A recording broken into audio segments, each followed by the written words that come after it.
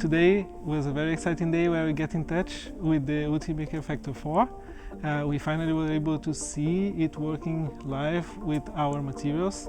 In the past months, we've been working together with the Ultimaker team and also the tools that they provided us to transform the current profiles from the marketplace for the S-line into profiles for the Factor4 printer.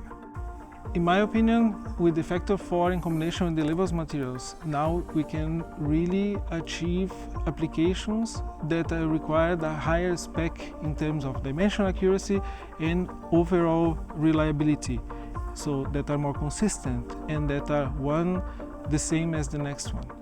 I think this is really the big advantage of using the combination.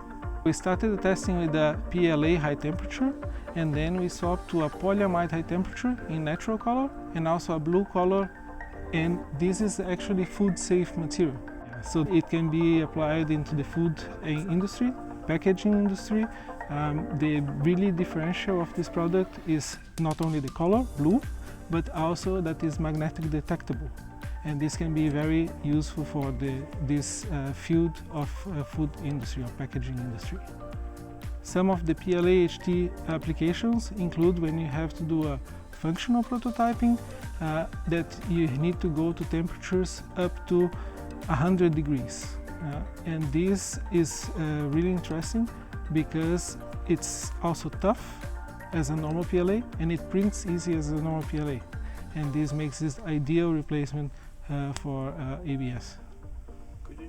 For our materials, it's very important to have a very good distribution of the heat inside of the building chamber. Why? Because our materials are all semi-crystalline.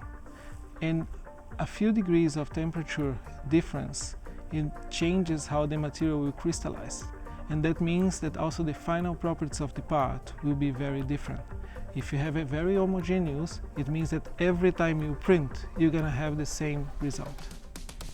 The Factor4 has a very innovative way to manage the temperature with multiple sensors that circulate the air according to the request to maintain a very homogeneous temperature in the building chamber.